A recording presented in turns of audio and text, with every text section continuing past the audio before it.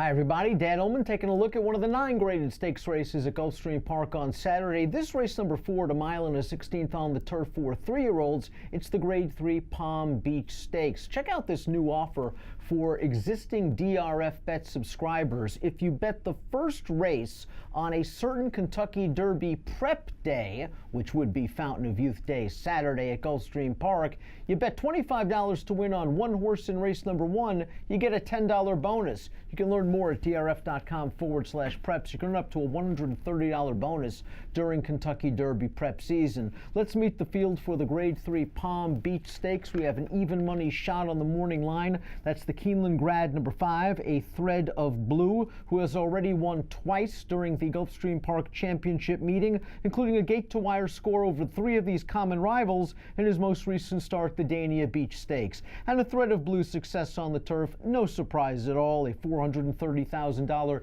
2-year-old in training purchase, a half to a stakes-winning dirt horse in Ia, and a Group 3 stakes-winning turf horse in Ireland named Norman Invader, and the dam herself was a Group 2 stakes-winning turf runner in Great Britain. A Thread of Blue in his most recent start was able to make the lead very, very easily in the Dania Beach, and he was pushed along really with only token pressure by the longest of long shots. A Thread of Blue turned into the stretch with the lead and was able to make the field pay with an 88 Beyer speed figure. We throw up the Timeform US pace projector for this race, however, and we see that a Thread of Blue may not receive that similar pace situation. As a matter of fact, Timeform US has him sitting 4th after the first half mile, and that could be a question for a Thread of Blue. All 3 of his lifetime wins have come in gate-to-wire fashion, and if he faces a little bit more pressure in the early stages, perhaps he'll be vulnerable at a short price. The horse that is expected to make the lead, according to Timeform US,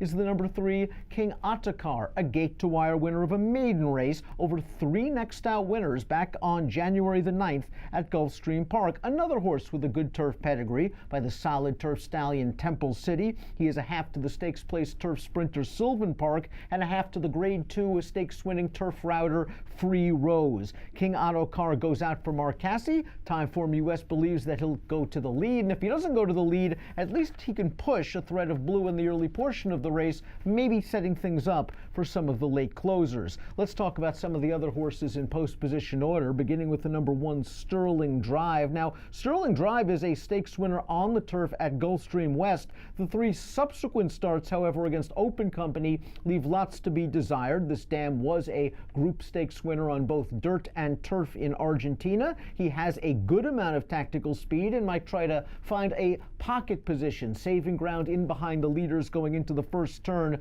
but he is going to have to improve off his most recent performances. The number 2, Art G, is back. We see him up close to the pace in the pace projector, and he'll be trying turf for the first time. I like his stallion exchange rate with turf runners. He connects with 12% of his first-time turf performers. The unraced dam has foaled 1 turf foal. That foal was a winner, and the dam is a half to the Grade 3 stakes winner Harlem Rocker. The second dam, a stakes place sprinter on both dirt and turf. There's a little bit of turf in this pedigree, and Art G is back, was just no match on a sloppy track last time out, going a mile and a 16th. I think that this is a tough spot to make the turf debut, however. If I was going to use Art G is back, it would be only underneath in single race exotics. The 4 is Castlewood Terrorist, so there are worth 30-to-1 shots in the world than Castlewood Terrorist. You could argue he's a little bit dirtied up coming into this race. His most recent start back in September came in a synthetic sprint, the Arlington, Washington Futurity, where he caught a horse named Big Drink of Water, a sharp one that came back to win the Fitz-Dixon Jr. Memorial at Presque Isle Downs with a 75 Beyer, and the 3rd place finisher of that race, Nick's Go, came back to win the Breeders' Futurity with an 81. That's a graded 1 stakes race at Keeneland, and then he ran 2nd in the Breeders' Cup Juvenile with a 90 Beyer. The race before that, Castlewood Terrorist competed on dirt, which really has no importance in this race, and 3 starts back on turf. His only start on turf, he was a gate-to-wire winner, although he was able to set a very moderate pace that day. Castlewood Terrorist probably going to have to come from off it in here. The layoff a bit of a concern, but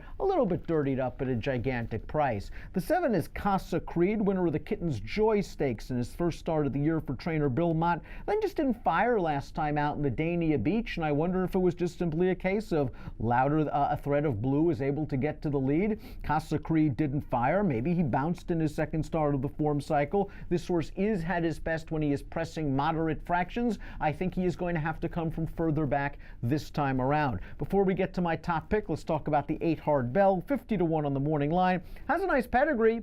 It's a half to a Queen's Plate winner named Not Bourbon. The Dam was a multiple Grade 3 stakes winner going a mile on the turf, but this horse is a sort of a negative formulator fact. The barn known for putting horses in tough spots. Past 5 years, 3-year-olds dirt to turf, sprint to route, 0 for 26. He was 204-1 in the Swale 2 starts back, and he finished 8th, and he has yet to win from 2 starts on turf. He's tough to like, to be sure. My top pick finished second to a thread of blue last time out, and that is the number 6, Louder Than Bombs. And Louder Than Bombs was stopped briefly at the quarter pole. Jockey Paco Lopez tried to switch this horse out 3 wide. He got stopped. He ended up shooting up the rail. I don't think he would have been able to overcome a thread of blue's major tactical advantage if he got a perfect rail skimming ride that day, but I like the way he rallied in the lane. Arad Ortiz picks up the mount here, and if a thread of blue faces a little bit more pressure up front, it could set things up for the 6, Louder Than Bombs. He's going to be my top selection. I'll use 6-5 in multiple race wagers. To remind existing DRF Butts customers, bet race number 1 at Gulfstream Park tomorrow, and you get a very nice deal.